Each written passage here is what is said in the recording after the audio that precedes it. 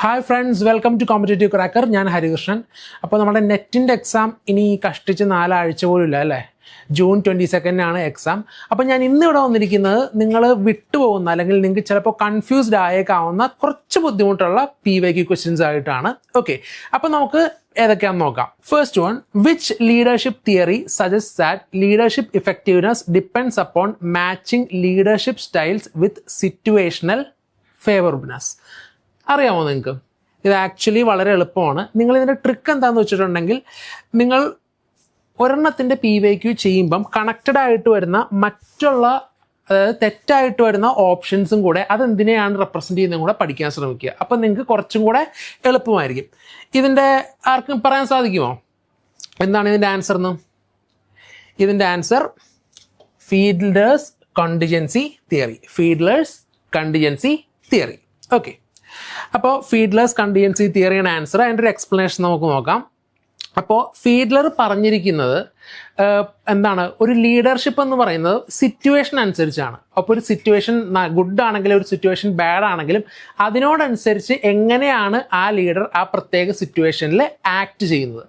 അപ്പോൾ അതാണ് ഫീഡ്ലറിൻ്റെ contingency theory പറയുന്നത്. ഒരു കോണ്ടിജൻസി, ഒരു ബുദ്ധിമുട്ടായിട്ടുള്ള ഒരു സിറ്റുവേഷൻ വരുമ്പോൾ എങ്ങനെയാണ് ആ ഒരു സിറ്റുവേഷൻ ലീഡർ ഹാൻഡിൽ ചെയ്യുന്നത്, അതാണ് ഫീഡ്ലേഴ്സ് കണ്ടിജൻസി തിയറി പറയുന്നത്. Okay, it's leader member relations, task structure, position power. Task oriented leaders perform better in highly favourable or highly unfavourable situations, while relationship oriented leaders perform better in moderate situations എന്നാണ് പറയുന്നത്. അപ്പോൾ last sentence പറയുന്നത് എന്താണ്? Task oriented ആയിട്ട് വരുന്ന leaders ആണ് ഒരു contingency വരുമ്പം ബെറ്റർ ആയിട്ട് പെർഫോം ചെയ്യുന്നത്. ഓക്കെ, റിലേഷൻഷിപ്സിനെ കൂടുതൽ നോക്കാതെ ഒരു ടാസ്ക്, ഒരു കണ്ടിജൻസി വരുമ്പോൾ ടാസ്ക് ഓറിയന്റഡ് ആയിട്ടുള്ള ലീഡേഴ്സ് ആണ് ദേ പെർഫോം ബെറ്റർ.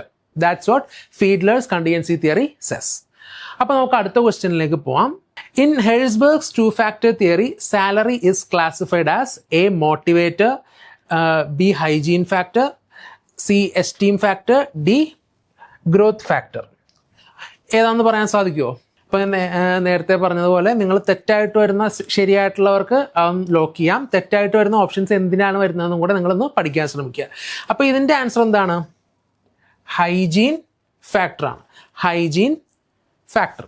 ഓക്കെ, അപ്പം നിങ്ങൾക്കറിയാം ഹെഴ്സ്ബർഗ്സ് 2-factor തിയറിയാണ്. അപ്പോൾ 2 ഫാക്ടേഴ്സാണ് അതിനകത്ത് വരുന്നത്. ഏതൊക്കെയാണ്?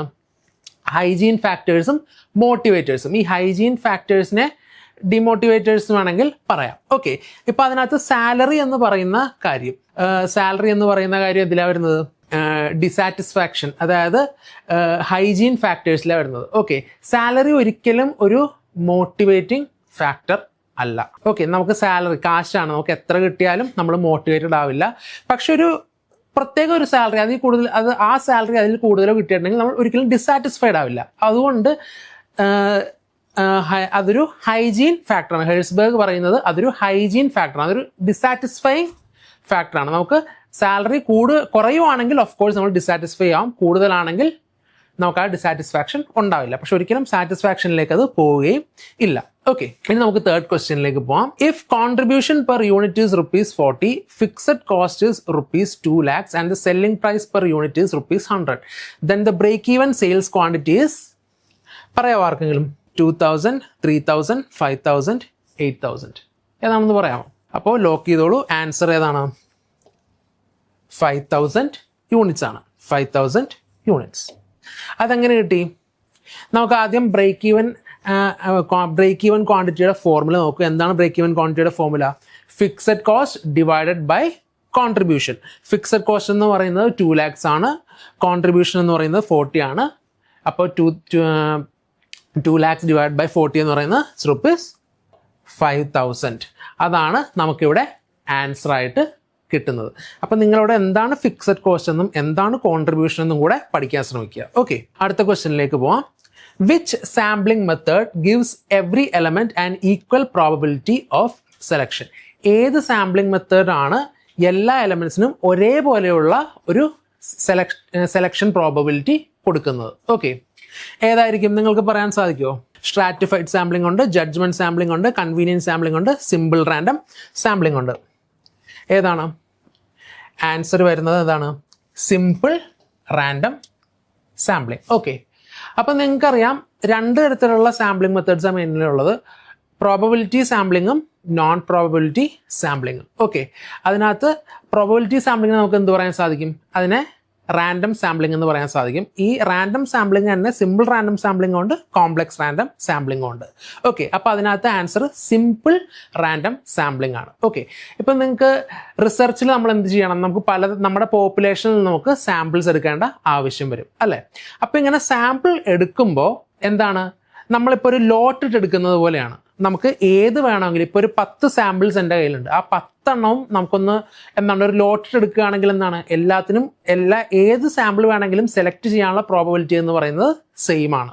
ഓക്കെ, അപ്പോൾ ഒരു ലോട്ട് എടുക്കുന്ന പോലെയാണ് സിമ്പിൾ റാൻഡം സാമ്പിളിംഗ് എന്ന് പറയുന്നത്. മറ്റുള്ള ഇതിനു മുമ്പ് കാണിച്ച stratified sampling, judgemental sampling, convenience sampling, ഇതൊക്കെ നമ്മൾ അറിഞ്ഞുകൊണ്ട് എടുക്കുന്നതാണ്. ഇതിനകത്ത് കൺവീനിയൻസ് സാമ്പിളിംഗ് എന്താണ്, നമ്മളുടെ കൺവീനിയൻസ്, നമ്മളുടെ സൗകര്യം അനുസരിച്ച് നമ്മൾ എടുക്കുന്ന സാമ്പിളാണ് കൺവീനിയൻസ് സാമ്പിളിംഗ് എന്ന് പറയുന്നത്. ജഡ്ജ്മെന്റ് സാമ്പിളിംഗ് എന്താണ്, അത് നമ്മുടെ ജഡ്ജ്മെന്റ് ആണ്, നമ്മളുടെ തീരുമാനമാണ്. ഓക്കെ, ഏതെടുക്കണം, ഏത് റിജക്ട് ചെയ്യണം, ഏതെടുക്കണം എന്നുള്ളത് നമ്മുടെ തീരുമാനമാണ്, ജഡ്ജ്മെന്റ് സാമ്പിളിംഗ്. അടുത്ത സ്ട്രാറ്റിഫൈഡ് സാമ്പിളിംഗ് എന്ന് പറയുന്നത് നമ്മൾ എന്താണ് ഓരോ സാമ്പിൾസിനെയും നമ്മൾ സ്ട്രാറ്റ ആയിട്ട് ഡിവൈഡ് ചെയ്ത് അതിൽ നിന്ന് നമ്മൾ ഒരെണ്ണം ചൂസ് ചെയ്യുന്നു. അപ്പോൾ ഇതിന് ആൻസർ എന്ന് പറയുന്നത് സിമ്പിൾ റാൻഡം സാമ്പിളിംഗ് ആണ്. കാര്യം അതിന് മാത്രമാണ് equal probability, every sample has equal probability of getting selected. അടുത്ത ക്വസ്റ്റ്യനിലേക്ക് നമുക്ക് പോവാം. According to Porter, firms achieve competitive advantage through a product diversification only, cost leadership and differentiation, market segmentation only, employee participation. Okay, അപ്പോൾ നിങ്ങൾ പോർട്ടറിൻ്റെ strategies പഠിച്ചിട്ടുണ്ട്. Competitive advantage നേടാൻ വേണ്ടിയിട്ട് പോർട്ടർ കുറച്ച് സ്ട്രാറ്റജീസും ഫോർമുലേറ്റ് ചെയ്തിട്ടുണ്ട്. അപ്പോൾ ഇതിനകത്ത് ഏതാണ് വരുന്നത് അറിയാമോ? The answer is B, cost leadership and differentiation. Cost leadership and differentiation ആണ് ആൻസർ വരുന്നത്. ഓക്കെ, അപ്പോൾ പോർട്ടർ മെയിനായിട്ട് 3 സ്ട്രാറ്റജീസ് ആണ് കോമ്പറ്റേറ്റീവ് അഡ്വാൻറ്റേജ്, ഒരു ഫേമിന് കോമ്പറ്റേറ്റീവ് അഡ്വാൻറ്റേജ് ഗെയിൻ ചെയ്യാൻ വേണ്ടിയിട്ട് 3 സ്ട്രാറ്റജീസ് ആണ് മൈക്കിൾ പോർട്ടർ പ്രപ്പോസ് ചെയ്തിരിക്കുന്നത്. അത് cost leadership, differentiation and focus strategy. Cost leadership എന്ന് പറഞ്ഞാൽ എന്താണ്, what do you mean by cost leadership? Cost leadership means നമ്മൾ എന്താ ചെയ്യുന്നത്, ഒരു ഫേമിന് പ്രൊഡ്യൂസ് ചെയ്യുന്ന പ്രൊഡക്റ്റ് മറ്റുള്ള അവരുടെ കോമ്പറ്റേറ്റേഴ്സിൽ നിന്നും കുറച്ചാണ് കൊടുക്കുന്നത്. അവർ എന്തിനാണ് ഫോക്കസ് ചെയ്യുന്നത്, കോസ്റ്റിലാണ് ഫോക്കസ് ചെയ്യുന്നത്. ഓക്കെ, അപ്പോൾ അവരെന്ന് എന്ത് ചെയ്യും, അവർ കോസ്റ്റ് കുറച്ച് അവരുടെ പ്രൊഡക്റ്റ് അവരുടെ കോമ്പറ്റേറ്റേഴ്സിൽ നിന്നും കോസ്റ്റ് കുറച്ച് കൊടുക്കാൻ നോക്കും. ഈ കോസ്റ്റ് കുറയ്ക്കുക മാത്രമല്ല അവരുടെ സ്കെയിൽ ഓഫ് ഓപ്പറേഷൻസ് കൂട്ടുകയും ചെയ്യും. സ്കെയിൽ ഓഫ് ഓപ്പറേഷൻസ് കൂട്ടുമ്പോഴുള്ള ഗുണം എന്ന് പറഞ്ഞിട്ടുണ്ടെങ്കിൽ മേക്കിംഗ് കോസ്റ്റ് കുറവായിരിക്കും, അപ്പോൾ അവർക്ക് കുറച്ചും കൂടെ ലാഭത്തിൽ അത് വിൽക്കാൻ സാധിക്കും. അടുത്തത് ഡിഫറൻസിയേഷൻ. എന്താ differentiation? Making their products distinct and unique from their competitors. That is differentiation, product differentiation എന്ന് പറയുന്നത്. അവരുടെ കോമ്പറ്റീറ്റേഴ്സിൽ നിന്നും അവരുടെ പ്രൊഡക്റ്റ് എന്ത് ചെയ്യുവാണ്, അവർ യുണീക്ക് ആക്കുവാണ്. ഓക്കെ, അതിലൂടെ നമുക്ക് ബ്രാൻഡ് ലോയൽറ്റി ഒക്കെ നമുക്ക് കിട്ടും. അടുത്തതാണ് ഫോക്കസ് സ്ട്രാറ്റജി. ഫോക്കസ് സ്ട്രാറ്റജി എന്ന് പറയുമ്പോൾ they concentrate on a particular market, on a particular niche market. അവർ എല്ലാ കസ്റ്റമേഴ്സിനെയും അവർ ടാർഗറ്റ് ചെയ്യില്ല. ആ കസ്റ്റമേഴ്സിൽ നിന്ന് അവരെന്ത് ചെയ്യും, ഒരു സെഗ്മെൻറ്റേഷൻ ഉണ്ടാക്കും. എന്നിട്ടൊരു നീഷ് മാർക്കറ്റ്, ഒരു ചെറിയ കസ്റ്റമേഴ്സിലായിരിക്കും അവർ ഫോക്കസ് ചെയ്യുന്നത്. എന്നിട്ടായിരിക്കും അവർ അവരുടെ പ്രൊഡക്റ്റ് സെയിൽ ചെയ്യുന്നത്, മാർക്കറ്റ് ചെയ്യുന്നത്. ഓക്കെ, അപ്പോൾ the answer is B, cost leadership and differentiation. Next question, which organizational structure violates the principle of unity of command? A, functional structure, B, metric structure, C, line structure, D, scalar structure. Okay, നിങ്ങൾ hierarchies പഠിച്ചിട്ടുണ്ടാവും അല്ലേ? Hierarchies പഠിക്കുമ്പം പലതരത്തിലുള്ള organisational structures നിങ്ങൾ പഠിച്ചിട്ടുണ്ടാവും. Okay, അപ്പോൾ unity of command എന്താണ്? Unity of command, unity of command എന്ന് പറയുന്നത് എല്ലാ എംപ്ലോയീസും ഒരാളുടെ ഒരു സുപ്പീരിയറിലായിരിക്കും റിപ്പോർട്ട് ചെയ്യുന്നത്. That is unity of command എന്ന് പറയുന്നത്. ഓക്കെ, അപ്പോൾ ഏത് സ്ട്രക്ചറാണ് ഇതിനകത്ത് യൂണിറ്റി ഓഫ് കമാൻഡ് വയലേറ്റ് ചെയ്യുന്നത്? Let's see. നിങ്ങൾക്ക് അറിയാമോ? ഒന്ന് ലോക്ക് ചെയ്തോളൂ. The answer is matrix structure. Matrix structure. ഇപ്പം നിങ്ങൾ matrix organisational structure, when you see matrix organisational structure you can see that an employee reports to several other superiors. ഒന്നിൽ കൂടുതൽ സുപ്പീരിയേഴ്സിനോട് എംപ്ലോയി റിപ്പോർട്ട് ചെയ്യേണ്ടതായിട്ട് വരും. Okay, in matrix structure employees report to both functional managers and project managers. Matrix structure നിങ്ങൾ നോക്കിയിട്ടുള്ളവർക്ക് മനസ്സിലാവും, അല്ലെങ്കിൽ നോക്കുക. മെട്രിക് സ്ട്രക്ചറിൽ 2 സുപ്പീരിയേഴ്സ് അല്ലെങ്കിൽ 2 മാനേജേഴ്സ് ഉണ്ടാവും. ഫങ്ഷണൽ മാനേജറും ഉണ്ടാവും, പ്രൊജക്ട് മാനേജറും ഉണ്ടാവും. അപ്പോൾ 2 പേരോടും എന്ത് ചെയ്യണം? ആ ഒരു എംപ്ലോയി റിപ്പോർട്ട് ചെയ്യണം. ഓക്കെ, അല്ലെങ്കിൽ രണ്ട് മാനേജേഴ്സിന് തന്നെ സെയിം ആയിട്ട് പല സബോർഡിനേറ്റ്സ് തന്നെ ഉണ്ടാവും. അപ്പോൾ the answer is D, matrix structure. Okay, അപ്പോൾ യൂണിറ്റി ഓഫ് കമാൻഡ് പറയുന്നതാണ് ഒരു സുപ്പീരിയർ ഉണ്ടാവാൻ പാടുള്ളൂ എന്നാണ്. പക്ഷേ മെട്രിക് സ്ട്രക്ചർ എന്താണ്, അത് വയലേറ്റ് ചെയ്യാണ് ചെയ്യുന്നത്. The next question, if demand elasticity is greater than 1, demand is set to be, it's a relatively easy question. അറിയാമോ ഏതാണ്? If demand elasticity is greater than 1, demand is set to be perfectly inelastic, relatively inelastic, unit elastic or D, elastic. ഏതാണ് answer? The answer is D, elastic. Okay, അപ്പോൾ what is elastic demand? Elastic demand എന്ന് പറഞ്ഞാൽ എന്താണ്? Elastic demand means percentage of change in quantity is greater than percentage change in price.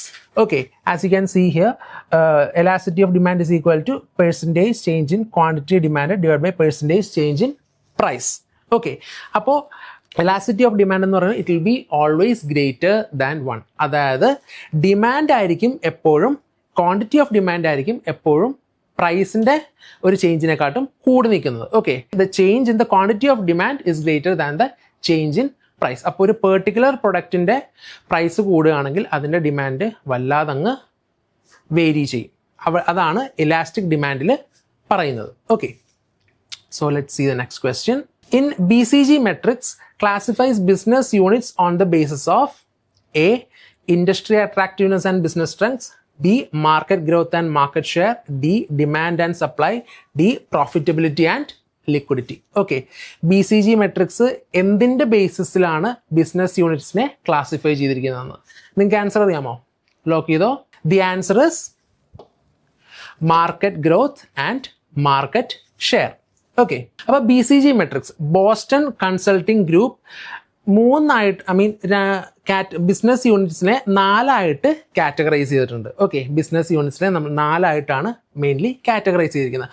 Market ഗ്രോത്തിനെ based on market growth and market share the B C G has categorised the business units into 4, which is stars, cash cows, question marks and dogs. Okay, ഇതിനകത്ത് സ്റ്റാർസിൽ market ഗ്രോത്തും market ഷെയറും high ആയിരിക്കും. Okay, in stars market growth and market share will be high.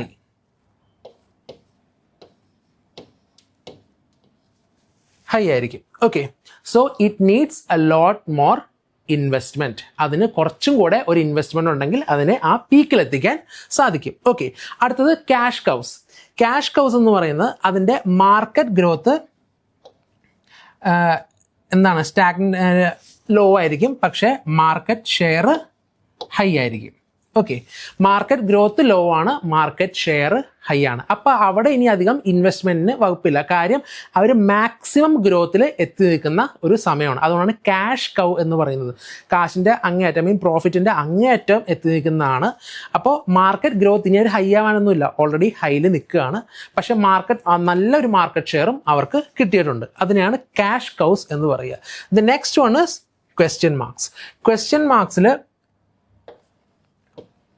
Market growth high ആയിരിക്കും, market share ഇച്ചിരി low ആയിരിക്കും. Okay, market growth അവർക്ക് ഇനിയും മാർക്കറ്റ് ഗ്രോ ചെയ്യാം. ഓക്കെ, പക്ഷെ മാർക്കറ്റ് ഷെയർ അവരെന്ത് ചെയ്യാനുണ്ട്, ഒന്നും കൂടെ അവർ മാർക്കറ്റ് ഷെയർ പിടിക്കാനുണ്ട്. ഓക്കെ, അപ്പോൾ അവിടെ ഇൻവെസ്റ്റ്മെൻറ്റ് ഇനിയും അവർക്ക് ഇൻവെസ്റ്റ്മെൻറ്റ് ചെയ്യണോ ചെയ്യണ്ടോ എന്നുള്ളത് ഒരു ക്വസ്റ്റ്യൻ മാർക്കിൽ നിൽക്കുകയാണ്. അതുകൊണ്ടാണ് ക്വസ്റ്റ്യൻ മാർക്ക് എന്ന് ആ ഒരു ബിസിനസ് യൂണിറ്റ്സിനെ കാറ്റഗറൈസ് ചെയ്യാൻ കാര്യം. ഓക്കെ, അവർക്ക് ഇനി ഇൻവെസ്റ്റ്മെൻറ്റ് വേണോ വേണ്ടയോ എന്നുള്ളൊരു ചിന്തയിലായിരിക്കും, ആ ഒരു ക്വസ്റ്റ്യനിലായിരിക്കും അവർ. അതുകൊണ്ടാണ് ക്വസ്റ്റ്യൻ മാർക്സ് എന്ന് കാറ്റഗറൈസ് ചെയ്തിരിക്കുന്നത്. അടുത്തത് ഡോഗ്സ്. എന്താണ് ഡോഗ്സ് എന്ന് പറയുന്നത്? മാർക്കറ്റ് ഗ്രോത്തും മാർക്കറ്റ് ഷെയറും കുറവായിരിക്കും. മാർക്കറ്റ് ഗ്രോത്തും ഇല്ല, മാർക്കറ്റ് ഷെയറും ഇല്ല. അപ്പോൾ ഈ കേസിൽ എന്താ ചെയ്യുന്നത്? ആ ഒരു ഫേം എന്താണ് ഡിഫെക്റ്റ് ആവേണ്ടി വരും. ഓക്കെ, അത് പൊളിയും. അതാണ് അവസാനത്തെ കാറ്റഗറൈസേഷൻ, ഡോഗ്സ്. ഓക്കെ, നമുക്കിനി അടുത്ത ക്വസ്റ്റ്യനിലേക്ക് പോവാം. Which theory argues that employees compare there input output ratio with others? നിങ്ങൾക്ക് ആൻസർ പറയാമോ? ഇതാണ് options: reinforcement theory, equity theory, expectancy theory and goal setting theory. ഏതാണ് എംപ്ലോയിയുടെ ഇൻപുട്ട് ഔട്ട്പുട്ട് റേഷ്യോ കമ്പയർ ചെയ്യുന്നത്? The answer is equity theory. Okay, equity theory. John Stacy Adams ആണ് equity theory propose ചെയ്തത്. അതിൽ പറയുന്നത് it is propose that perceived inequity causes dissatisfaction and motivates employees to restore fairness. അപ്പോൾ ഈ equity തിയറിയിൽ പറയുന്നത് ഒരു എംപ്ലോയിയുടെ ഇൻപുട്ട് ഔട്ട്പുട്ട് ആണ്. എംപ്ലോയി എത്രമാത്രം ആ ഒരു ഓർഗനൈസേഷന് വേണ്ടിയിട്ട് അല്ലെങ്കിൽ ആ ഒരു ഫേമിന് വേണ്ടിയിട്ട് വർക്ക് ചെയ്യുന്നോ അത്രമാത്രം ഒരു റെക്കഗ്നിഷനും ആ എംപ്ലോയിക്ക് ആ ഒരു ഫേമിൽ കിട്ടണം. അതായത് ആ എംപ്ലോയി ചെയ്യുന്ന വർക്കിനുള്ള അംഗീകാരം എംപ്ലോയിക്ക് ആ കമ്പനിയിൽ നിന്ന് അല്ലെങ്കിൽ ആ ഫേമിൽ നിന്ന് കിട്ടണം. അതാണ് ഇക്വിറ്റി തിയറി പറയുന്നത്. ആ ഒരു ബാലൻസ് ആണ് നോക്കുന്നത്. ഫോർ എക്സാമ്പിൾ, ഒരു പെർട്ടിക്കുലർ പേഴ്സൺ സേ എ ഒരു കമ്പനിക്ക് വേണ്ടി വർക്ക് ചെയ്യാണ്, നല്ല ഹാർഡ് വർക്ക് ചെയ്യുവാണ്. ഓക്കെ, പക്ഷേ അയാളുടെ ശമ്പളം എന്ന് പറയുന്നത് ഒരു 50,000 രൂപയാണ്. അടുത്തൊരു പേഴ്സൺ ബി, ആ പേഴ്സൺ ബി എന്താണ് ഇത്രയും ജോലി ചെയ്യുന്നില്ല, പക്ഷേ ആ ബിക്ക് 70,000 രൂപ ശമ്പളം കിട്ടുന്നുണ്ട്. അത് ഫെയർ ആണോ? അല്ല. കാര്യം ആ എ എന്ന് പറയുന്ന പേഴ്സൺ ഹാർഡ് വർക്ക് ചെയ്യുന്നുണ്ട്, കമ്മിറ്റ് ചെയ്യുന്നുണ്ട്, പക്ഷെ പുള്ളിക്കാരന് 50,000 രൂപ കിട്ടുന്നുള്ളൂ.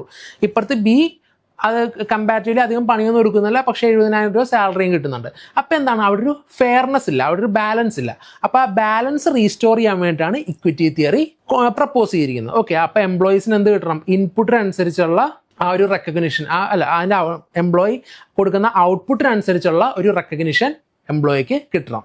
അത് എന്തിൻ്റെ പേരിലാണെങ്കിൽ, ബെനിഫിറ്റ്സ് ആണെങ്കിൽ അങ്ങനെ, അല്ലെങ്കിൽ കിട്ടേണ്ട റെക്കഗ്നിഷൻ അല്ലാതെയുള്ള നമുക്ക് കിട്ടുന്ന അംഗീകാരങ്ങളൊക്കെ ഇല്ലേ, അങ്ങനെയാണെങ്കിൽ അങ്ങനെ. അടുത്ത ക്വസ്റ്റ്യനിലേക്ക് പോകാം. In research methodology type 1 error means, നിങ്ങളെല്ലാവരും പഠിച്ചിട്ടുള്ള ഒരു ടോപ്പിക്കാണ് type 1 and type 2 errors.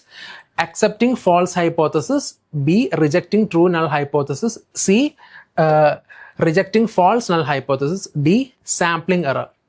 So did you lock the correct answer? The answer is rejecting true null hypothesis.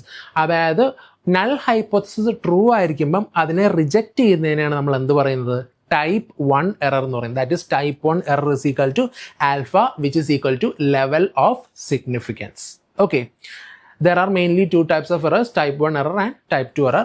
Type 1 error is rejecting null hypothesis when the hypothesis is true. അപ്പോൾ എന്തായിരിക്കും type 2 error? പറയാമോ? ഇതിൻ്റെ കൂടെ നമുക്ക് type 2 എററും പഠിക്കാം. Type 2 error എന്ന് പറയുന്നത് accepting null hypothesis when that hypothesis is false. Okay, അതാണ് ടൈപ്പ് 2 എറർ എന്ന് പറയുന്നത്. ഓക്കെ, അപ്പോൾ ഇതൊക്കെയാണ് സ്ഥിരമായിട്ട് റിപ്പീറ്റഡ് ആയിട്ട് നെറ്റിന് നമുക്ക് ചോദിക്കുന്ന, അതായത് മാനേജ്മെൻറ്റിന് എന്ന് പറയുന്ന പേപ്പർ 2-ൽ ചോദിക്കുന്ന ചോദ്യങ്ങൾ. ഓക്കെ, അപ്പോൾ നിങ്ങളതിൻ്റെ ഓപ്ഷൻസിൽ നിന്ന് തന്നെ നിങ്ങൾക്ക് മറ്റ് കൂടുതൽ കാര്യങ്ങൾ പഠിക്കാം. ഇപ്പോൾ ഈ ലാസ്റ്റ് ക്വസ്റ്റ്യനിൽ നിങ്ങൾ ടൈപ്പ് 1 എററിനെ പറ്റിയാണ് ചോദിക്കുന്നത്. അപ്പോൾ നിങ്ങൾക്ക് ടൈപ്പ് 2 എറർ എന്താണ്, സാമ്പിളിംഗ് എറർ എന്താണ് എന്നൊക്കെ നിങ്ങൾക്ക് പഠിക്കാം. അപ്പോൾ അങ്ങനെ കണക്ട് ചെയ്ത് പഠിച്ചു പോയിട്ടുണ്ടെങ്കിൽ എന്താണ്, നിങ്ങൾ മിക്ക പോർഷൻസും, ഒട്ടുമിക്ക 90% ഓഫ് പോർഷൻസും നിങ്ങൾ കവർ ചെയ്യും. ഓക്കെ, അപ്പോൾ നമ്മുടെ കോമ്പറ്റേറ്റീവ് ക്രാക്കറിൻ്റെ 30-day ക്രാഷ് ബാച്ച് ആരംഭിച്ചു കഴിഞ്ഞു. മാത്രമല്ല ജൂൺ 5-ന് നമ്മളൊരു ബൂസ്റ്റർ റാപ്പ് ബാച്ചും കൂടെ സ്റ്റാർട്ട് ചെയ്യുകയാണ്. അപ്പോൾ ഒട്ടും വൈകാതെ തന്നെ നിങ്ങൾ നമ്മളുടെ കോഴ്സിലേക്ക് ജോയിൻ ചെയ്യൂ. എക്സ്പീരിയൻസ് ആയിട്ടുള്ള ഫാക്കൽറ്റീസ്, എക്സ്പീരിയൻസ് ആയിട്ടുള്ള മെൻറ്റേഴ്സ്, ഇവരുടെ എല്ലാം സഹായത്തോടെ നിങ്ങൾക്ക് ഇത്തവണ JRF ക്രാക്ക് ചെയ്യാൻ സാധിക്കും. നമ്മൾ live sessions, PYQs, recorded classes ഇതൊക്കെ പ്രൊവൈഡ് ചെയ്യുന്നുണ്ട്. ഓക്കെ, അപ്പോൾ നമ്മളുടെ ഫ്രീ ഗ്രൂപ്പിൻ്റെ ലിങ്ക് നമ്മളുടെ വീഡിയോ ഇടയിൽ പിൻ ചെയ്യാവുന്നതാണ്. മാത്രമല്ല നമ്മളുടെ വീഡിയോസ് ലൈക്ക് ചെയ്യുക, ഷെയർ ചെയ്യുക, സബ്സ്ക്രൈബ് ചെയ്യുക. കൂടുതൽ വിവരങ്ങൾക്കായിട്ട് സ്ക്രീനിൽ കാണുന്ന നമ്പറിൽ കോൺടാക്ട് ചെയ്യുക. Thank you and all the best.